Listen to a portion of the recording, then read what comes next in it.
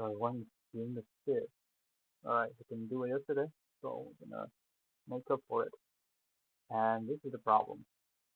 So they're hot on the n queen problem. It's number 2. I think I've done this one too. So what is this problem? Oh, you gotta be kidding me. You gotta be kidding me. What should I say? This is exactly the same problem as n queen number 1. But instead of returning all the unique solutions, we just need to return the number of unique solutions. What do we say? We say we will do it one more time. It's always good to practice again.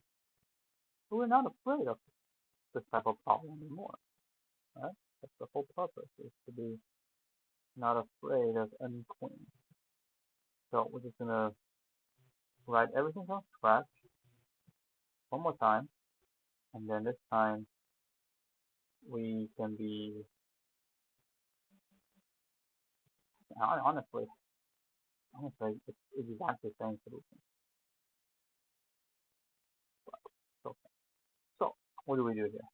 Well, as usual, we need to create a grid. In this case, do we even need a grid? We don't even need a grid. All we need to know is to say not column, right? We still do that. And we say not top left, bottom right.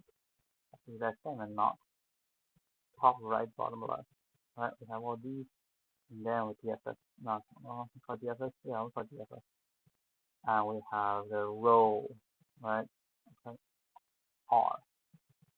And then again, we're not going to return anything. Before we do that, we need to also create self.salt equals 0. Okay? So if R is equal to n, right, then we say self.res both equal 1. And we return. Otherwise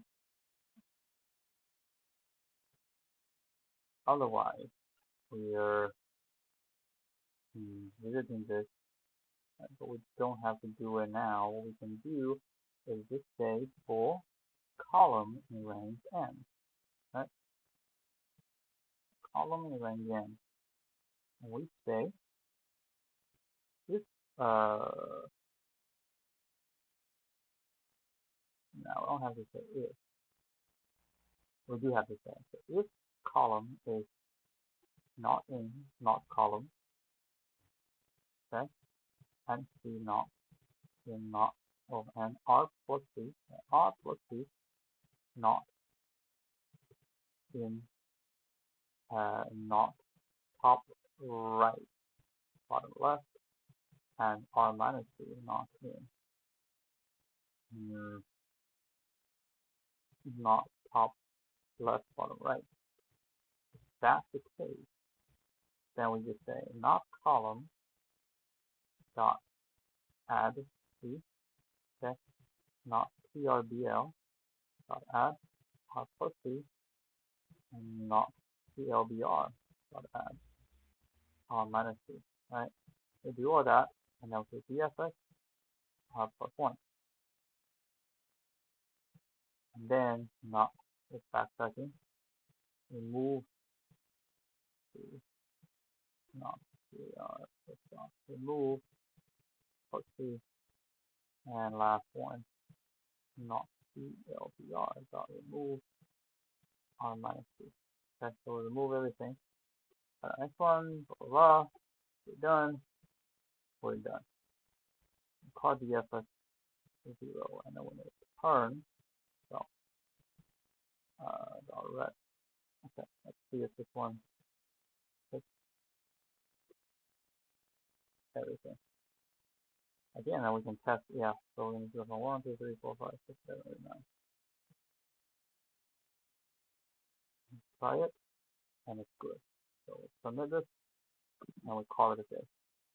So The same thing as last time. You see this. Last time, first time solving this, 2019, May the 30th, right? We already solved this, so it's very easy.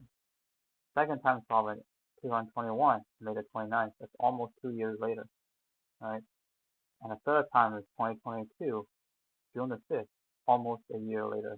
It's like a tradition. Around the end of May, the beginning of June, we solve this problem.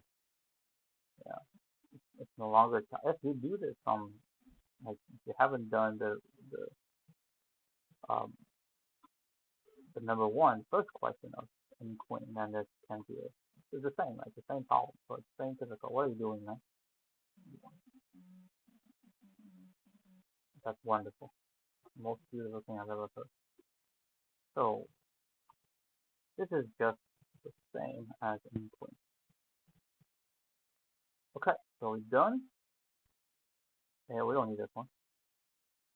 Now what?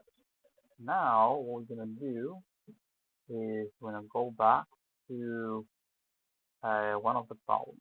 I don't think now this one we already handled. This. It's this one. Oh. Alright, let's try this.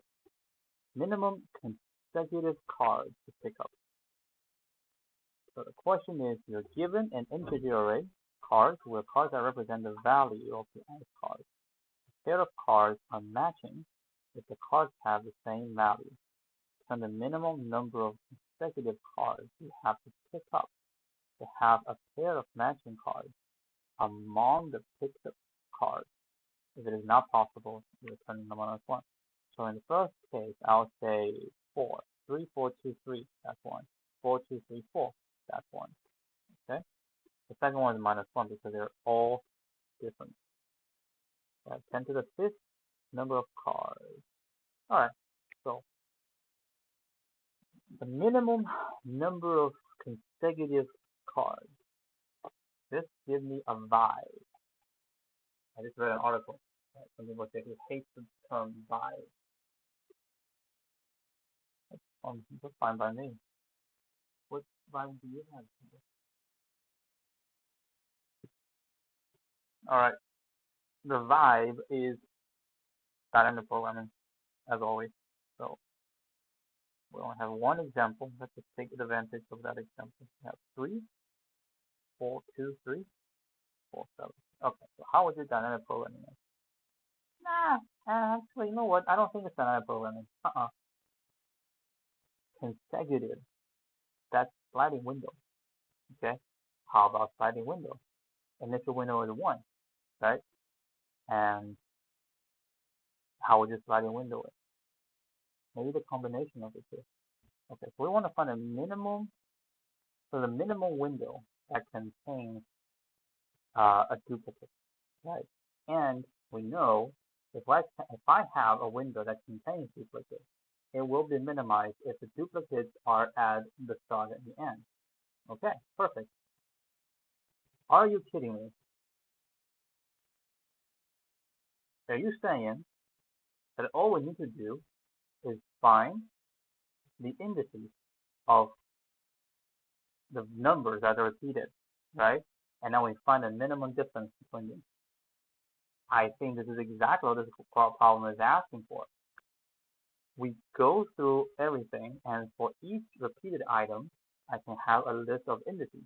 And I just need to find the smallest difference of consecutive. So we're going to do pairwise, each pair, right? Pair, find the smallest difference between the two. And we're good to go. The question is, you have to pick up, have a pair of matching. Yeah? So that will be ON. It will be ON. Okay. Give this a shot. See, just a little bit of analysis, and you kind of realize, this is not sliding window, nor is this dynamic programming. This is just straightforward programming. Well, of course, unless I'm wrong. I don't think so, but we never know, right? We never know. So let's use the false tick for this. or what are you doing, right? Doing this. So say indices equals default dict a list. Okay? And then we say for I see cards. Oh, what happened? Indices C and I. Oh, I can actually do it wrong way. Rest equals, what is the rest equal to?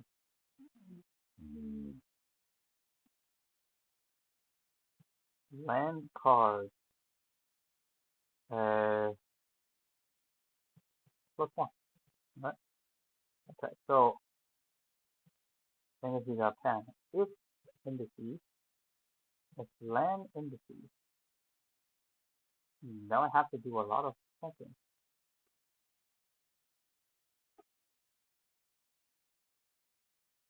You know what? I don't like to do this checking. Let's just finish this, okay? We'll finish this, and then you can say, I can have everybody,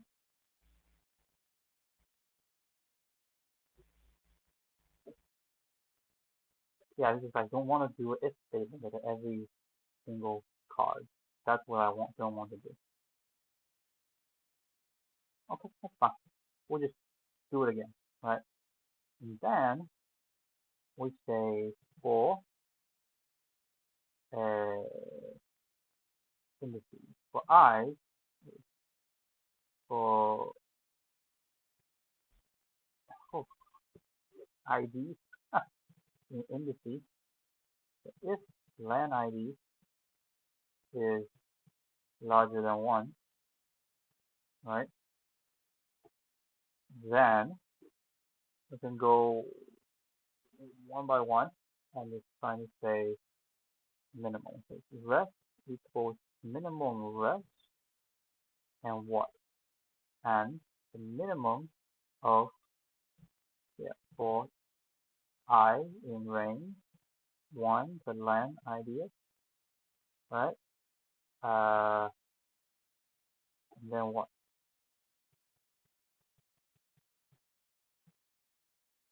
ID I minus ID I minus 1 plus 1. Okay, so now we return rest. This dot.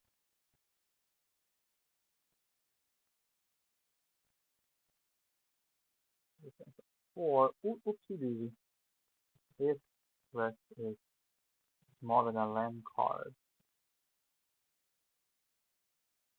plus 1, else minus 1. So like this, that will be 4. This will be minus 1.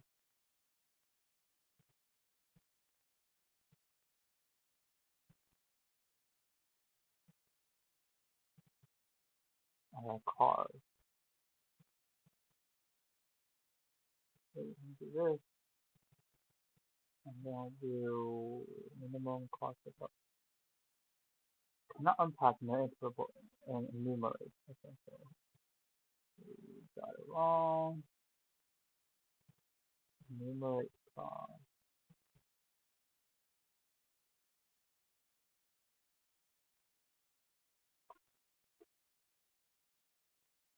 What? Oh, come on, man. Value. Kind of slow, huh?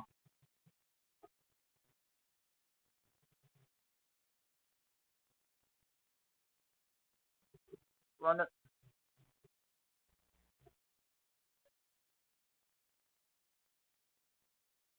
And we handle this, and we handle this, and we handle this. This is fine. Handle everything. Yep, minus 1. Alright, study. The logic is fine. It's just my timeout. in timeout, so just regular play, right? Regular play. So no need to dynamic programming or sliding window, straight forward programming.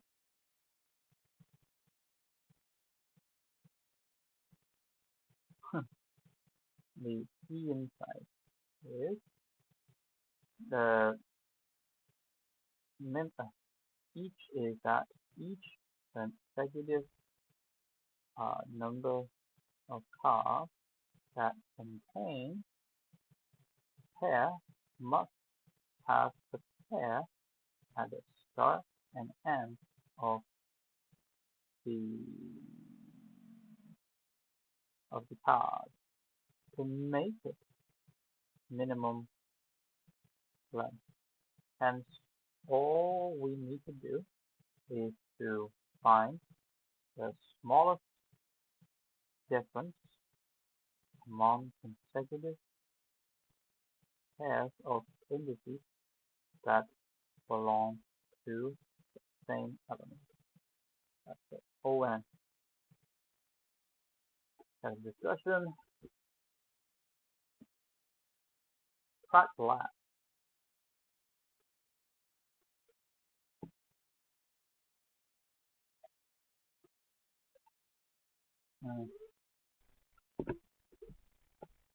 Exactly. And I don't want to do this because I'm going to have to do the if call every single time. If call is very expensive. It's very slow in Python. So here, I do if call once, right? I do if call once. And these have to be done. So this is the same, right? This is the same. And in fact, this might be, no, it's the same. Same idea. Alright, that'll be it. Okay. Close down this. And I'll actually see you guys in about a few hours to handle the challenge for tomorrow and go back to the same.